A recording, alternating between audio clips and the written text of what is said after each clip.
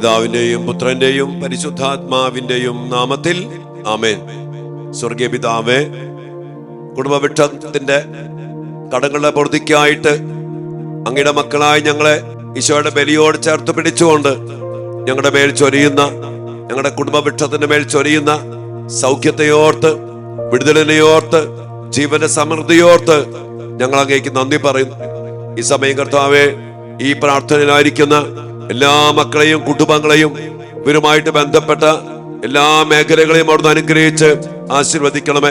സാമ്പത്തിക സ്രോതസ്സുകള്, കുടുംബജീവിതം, പഠന മേഖലകള്, ജോലി മേഖലകള്, ദാമ്പത്യ ജീവിതങ്ങള്, ഇവിടെ എല്ലാ ഉദ്യമങ്ങള് കർത്താവെ അവിടുന്ന് അനുഗ്രഹിക്കണമേ എന്ന് പ്രാർത്ഥിക്കുന്നു.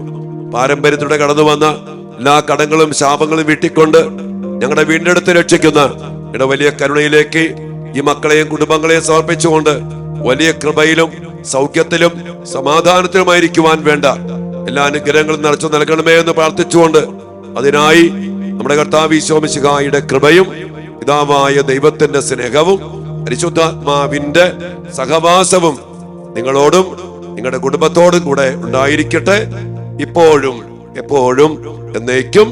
ആമേൻ.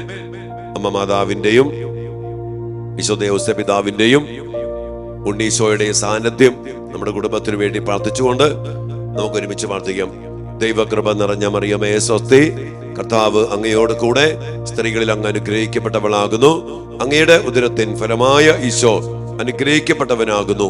പരിശുദ്ധ മറിയമേ തമ്പുരാന്റെ അമ്മേ, പാപികളായ ഞങ്ങൾക്ക് വേണ്ടി ഇപ്പോഴും ഞങ്ങളുടെ മരണസമയത്തും തമ്പുരാനോട് അപേക്ഷിക്കണമേ. ആമേൻ. ഈശോ മിശിഹായുടെ സകല വാഗ്ദാനങ്ങൾക്കും ഞങ്ങൾ യോഗ്യരാകുവാൻ സർവേശ്വരന്റെ പരിശുദ്ധ ദൈവമാതാവേ ഞങ്ങൾക്ക് വേണ്ടി അപേക്ഷിക്കണമേ. ആമേൻ.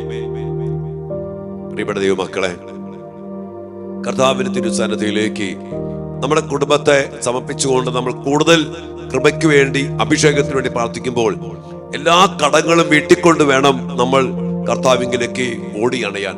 കടം വീട്ടുന്നവൻ കർത്താവ് തന്നെയാണ്. അതുകൊണ്ട് കടങ്ങളുടെ പൊറുതിക്കായിട്ട് ഈശോ അർപ്പിച്ച ബലി അർപ്പിച്ചുകൊണ്ട് കടങ്ങൾ വീട്ടി നമുക്കും ഈ കരുണ സ്വന്തമാക്കി എടുക്കാൻ സാധിക്കട്ടെ. ഇന്ന് നമ്മൾ ചിന്തിക്കുന്ന വിഷയം മോഷ്ടിക്കരുത്.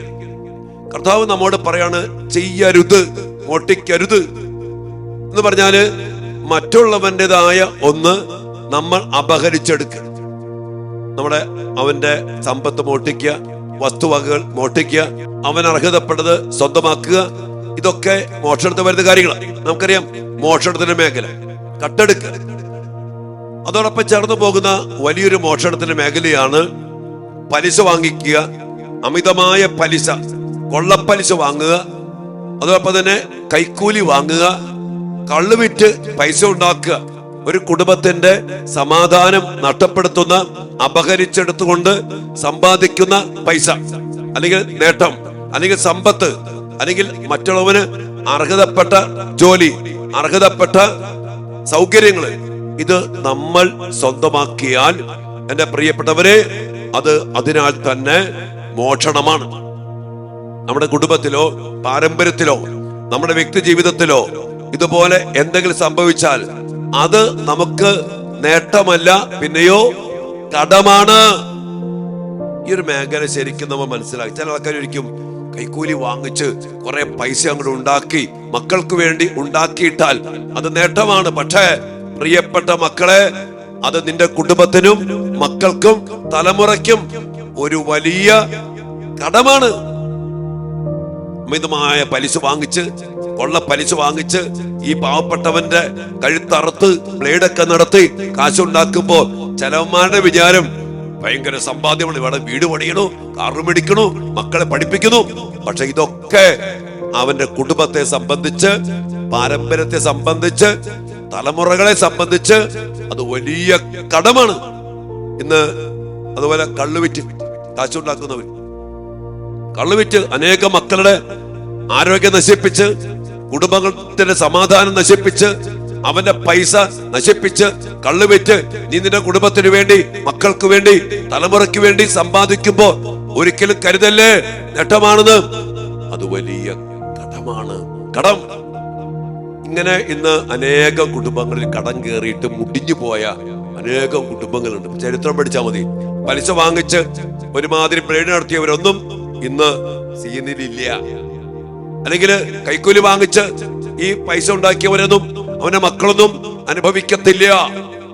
കള്ളുവിറ്റ് കാശുണ്ടാക്കിയ ചരിത്രം നോക്കിക്കോ, ഗതി പിടിക്കത്തില്ല. കാരണം അതൊക്കെ കടമാണ്, കടം. അതുകൊണ്ട് ഇന്ന് നമ്മള് കർത്താവിന്റെ സന്നിധിയില് ഇതുപോലെ അനർഹമായ പൈസ ഉണ്ടാക്കിയവര്, ഇനി വേറെ ചിലരുണ്ട് ശരിക്കുള്ള മോഷണം, കട്ടെടുക്കുക, സ്വർണം മോഷ്ടിക്കുക, പൈസ മോഷ്ടിക്കുക, അല്ലെങ്കിൽ മറ്റു പല കാര്യങ്ങൾ മോഷ്ടിക്കുക, ആട് മോഷണം, പശു മോഷണം, അങ്ങനെ പല പല മോഷണങ്ങളുണ്ട്.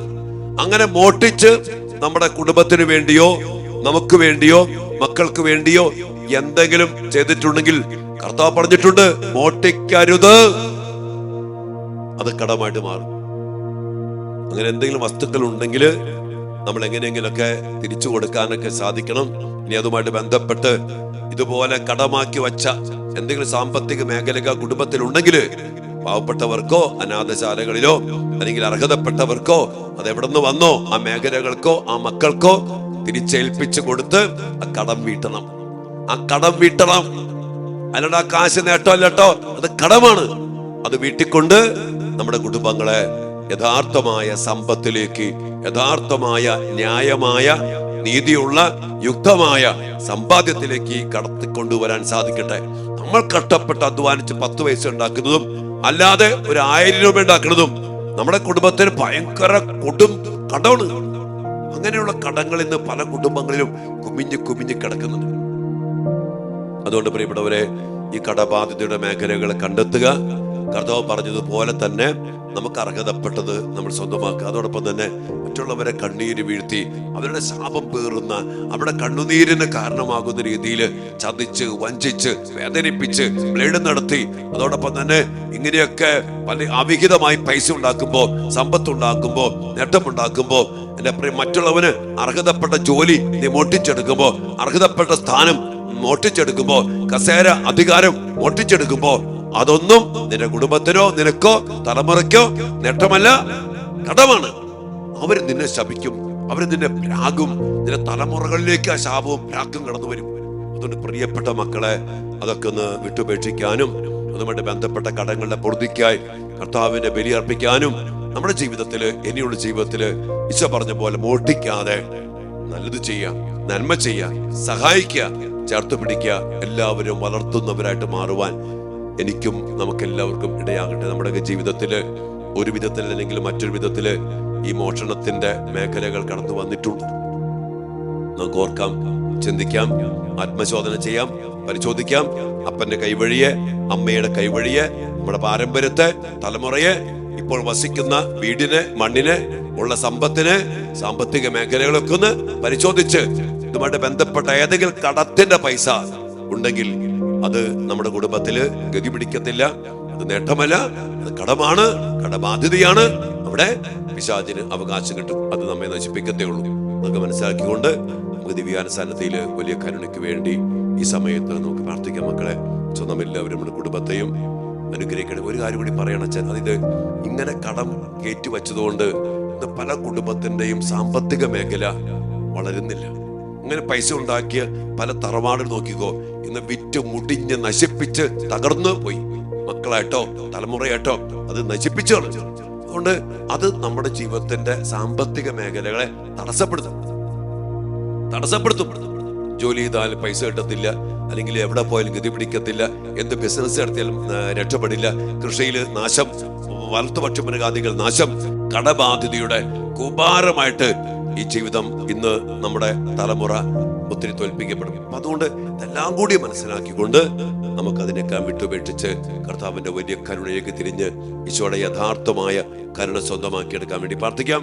ഈശോ മക്കളെ കടങ്ങൾ വീട്ടി നമ്മെ വീണ്ടെടുക്കട്ടെ, നമ്മെ അനുഗ്രഹിക്കട്ടെ, സമൃദ്ധി നൽകി ജീവന്റെ സമൃദ്ധിയിൽ നമ്മുടെ സാമ്പത്തിക മേഖലകളെ കർത്താവ് തന്നെ അനുഗ്രഹിച്ചോളും. അതിനുവേണ്ടിയൊക്കെ പ്രാർത്ഥിക്കാം. നമുക്ക് ഈശോ എല്ലാവരും അനുഗ്രഹിക്കട്ടെ മക്കളെ. ആമേൻ.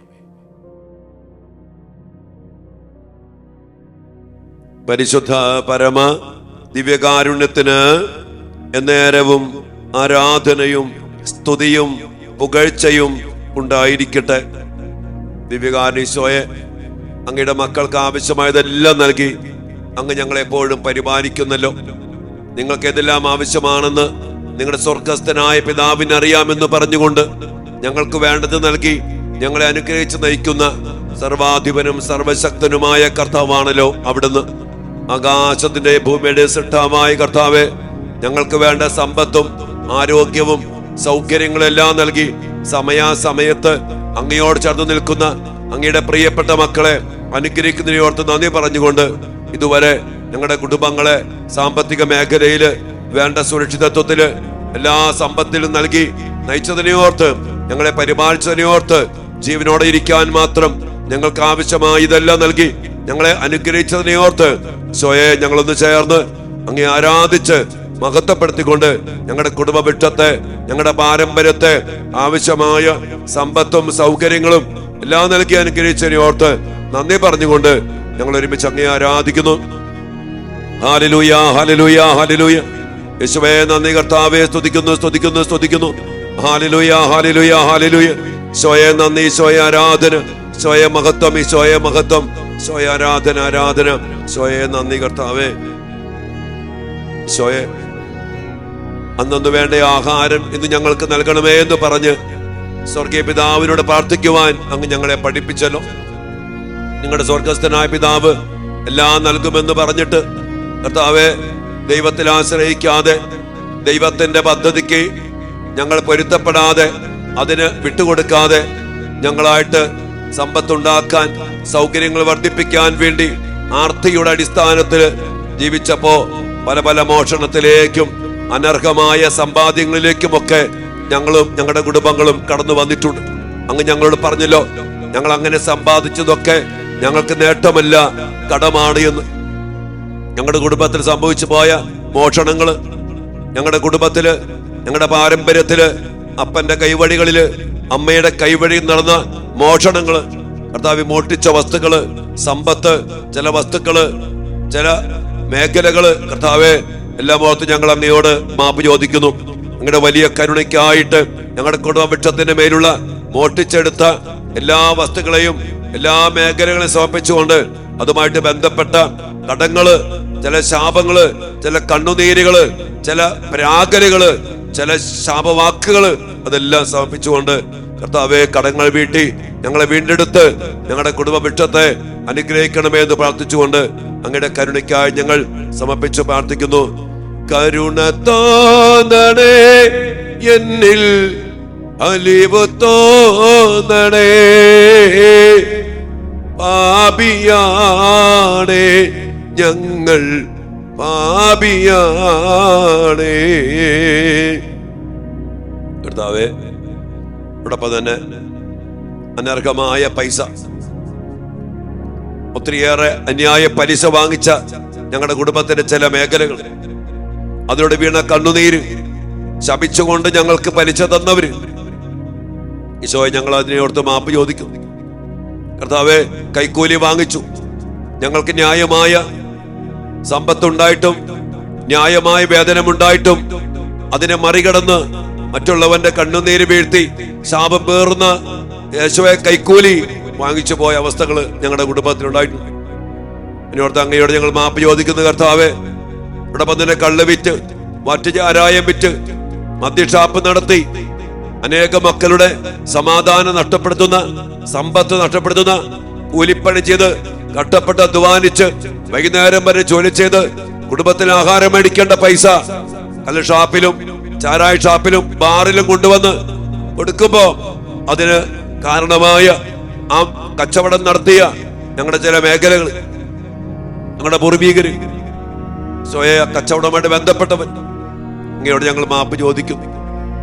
അതിലൂടെ ഉണ്ടാക്കിയ പൈസ, സമ്പത്ത്, കൈക്കൂലിയിലൂടെ, അന്യായ പലിശയിലൂടെ, കള്ളുവിറ്റതിലൂടെ ഉണ്ടായ പൈസ ഞങ്ങൾക്ക് നേട്ടമല്ലെന്നും കടമാണെന്നും പറഞ്ഞുകൊണ്ട് അതിന്റെ ശാപത്തെക്കുറിച്ചും അതിലൂടെ വന്ന പൈശാചിക ആധിപത്യ അധികാര ശക്തികളെ കുറിച്ചുമൊക്കെ സ്വയം ഇന്ന് ഞങ്ങളോട് പറഞ്ഞല്ലോ. അങ്ങയുടെ വലിയ കരുണയിലേക്ക് ഞങ്ങളുടെ കുടുംബത്തെ സമർപ്പിക്കുന്നു, ഞങ്ങളുടെ ജീവിതങ്ങളെ സമർപ്പിക്കുന്നു, മാതാപിതാക്കളെ സമർപ്പിക്കുന്നു, സഹോദരങ്ങളെ സമർപ്പിക്കുന്നു, മരിച്ചുപോയ പ്രിയപ്പെട്ടവരെ സമർപ്പിക്കുന്നു. ന്യായമായ പലിശ, കർത്താവേ കരുണയായിരിക്കണമേ.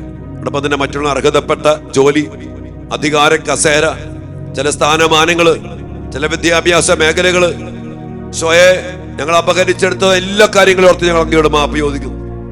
കർത്താവേ, വലിയ കരുണ ഞങ്ങളുടെ മേൽ വർഷിക്കണം. ആ കടങ്ങൾ അങ്ങ് വീട്ടണം. തിരിച്ചു കൊടുക്കാനുള്ള കൃപ ഞങ്ങൾക്ക് നൽകണം. സഖ്യവൂസിനെ പോലെ വഞ്ചിച്ചെടുത്തത് 4 ഇരട്ടിയായിട്ട് തിരിച്ചു കൊടുത്തുകൊണ്ട് അവൻ ചെയ്ത പരിഹാര പ്രവൃത്തി പോലെ കർത്താവേ, പരിശുദ്ധാത്മ നിറവിനാൽ ഞങ്ങൾ ചെയ്യേണ്ട മാനസാന്തരത്തിന്റെ പ്രവൃത്തികളെ ഞങ്ങൾക്ക് ബോധ്യപ്പെടുത്തി തരണം. അതുമായിട്ട് ബന്ധപ്പെട്ട കടങ്ങള്, ശാപങ്ങള്, പൈശാചിക ബന്ധനങ്ങള് ഇന്ന് ഞങ്ങളുടെ കുടുംബത്തിന്റെ സാമ്പത്തിക മേഖല തകർക്കാനുള്ള വലിയൊരു കാരണം ഇതാണെന്ന് ഞങ്ങൾ അറിയുന്നു. എന്ത് ചെയ്താലും ഗതി പിടിക്കുന്നില്ല, മക്കൾക്ക് ജോലി കിട്ടുന്നില്ല, സാമ്പത്തിക ഉന്നതി പ്രാപിക്കാൻ പറ്റുന്നില്ല, വളരാൻ പറ്റുന്നില്ല, എന്ത് ചെയ്താലും ഗതി പിടിക്കുന്നില്ല. സ്വയം കടമായിട്ട് ഈ മേഖലയിൽ കിടക്കുന്ന കുടുംബത്തിന്റെ കടബാധ്യതകളുടെ മേൽ കടന്നു വന്ന പൈശാചിക ശക്തികൾ ഇന്ന് ഞങ്ങളെ ബാധ്യതയിലേക്ക് നയിക്കുമ്പോ, നാശത്തിലേക്ക് നയിക്കുമ്പോ, കടബാധ്യതയിലേക്ക് നയിക്കുമ്പോ വലിയ വിമോചനം നൽകി, വിടുതൽ നൽകി ഞങ്ങളുടെ കുടുംബത്തെയും അനുഗ്രഹിക്കണമേ എന്ന് ഞങ്ങൾ പ്രാർത്ഥിക്കുന്നു. കർത്താവേ, കരുണയ്ക്കായി പ്രാർത്ഥിക്കുന്നു, ഞങ്ങളിൽ കനിയേണമേ. കർത്താവിന്റെ വലിയ കരുണയ്ക്കായി പ്രാർത്ഥിക്കാം. ഈ മേഖലയില് കുടുംബത്തിനും പാരമ്പര്യത്തിനും വേണ്ടി കടങ്ങൾ വരുത്തി ആത്മാക്കളെ തന്നെ കടത്തിൽ പെടുത്തി ഇന്ന് ശുദ്ധീകരണ സ്ഥലത്തായിരിക്കുന്ന ചില മേഖലകളുണ്ട്. നമ്മുടെ മരിച്ചുപോയവരുമായി ബന്ധപ്പെട്ട് ഇങ്ങനെയൊക്കെ പാപം ചെയ്ത നമ്മുടെ പ്രിയപ്പെട്ടവരെ അന്യായമായ മോഷണത്തിലൂടെ പൈസ ഉണ്ടാക്കി സമ്പാദിച്ച് കുടുംബത്തിൽ നൽകിയ നമ്മുടെ പൂർവികരുടെ ആത്മാക്കൾക്ക് വേണ്ടി നമുക്ക് പ്രാർത്ഥിക്കാം. ആ സമ്പത്തുമായി ബന്ധപ്പെട്ട എല്ലാ കടങ്ങളും വീട്ടിക്കൊണ്ട് കർത്താവേ, ഞങ്ങളുടെ പ്രിയപ്പെട്ടവരുടെ കരുണ കാണിക്കണമേ എന്നും അതുമായിട്ട് ബന്ധപ്പെട്ട ആധിപത്യ അധികാര ശക്തികളെ കുടുംബത്തിന് എടുത്തു മാറ്റണമേ എന്നും കൂടി പ്രാർത്ഥിച്ചുകൊണ്ട് നമുക്ക് പ്രാർത്ഥിക്കാം. മരിച്ച വിശ്വാസികളുടെ ആത്മാക്കൾക്കായിട്ട്, മരിച്ച വിശ്വാസികളുടെ ആത്മാക്കൾക്ക് തമ്പുരാന്റെ മനോഗുണത്താൽ മോക്ഷത്തിൽ ചേരുവാൻ ഇടയാകട്ടെ.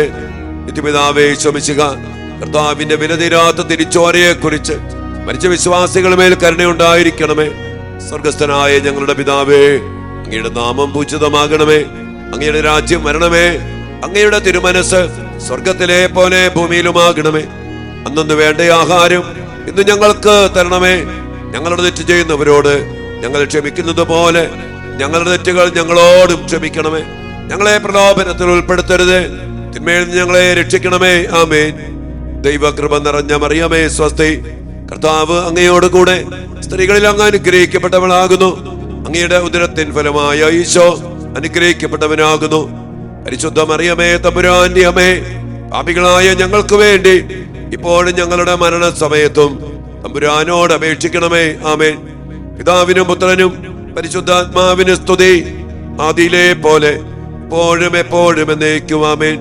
ഓ എന്റെ ഈശോയെ, ഞങ്ങളുടെ പാപങ്ങൾ ക്ഷമിക്കണമേ, നരകാഗ്നിയിൽ ഞങ്ങളെ രക്ഷിക്കണമേ.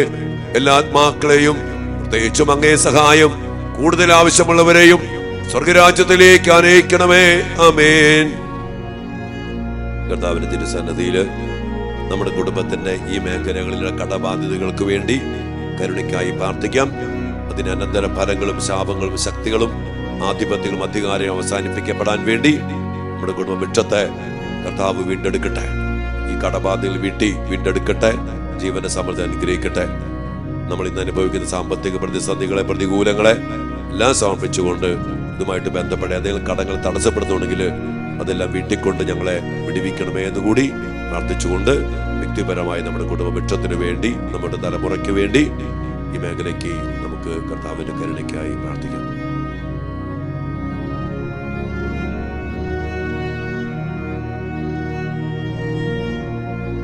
സകലേശാ ദിവ്യ കടാക്ഷം തൂകണമേ വത്സല സുതരിൽ, നിർമ്മലരായി ജീവിച്ചിടുവാൻ ചിന്തണമേ ദിവ്യവരങ്ങൾ. കടങ്ങൾ വീട്ടിൽ ഞങ്ങളെ വീണ്ടെടുക്കണമേ കർത്താവേ. ഹല്ലേലൂയ. ഈശോയേ നന്ദി, ആരാധന.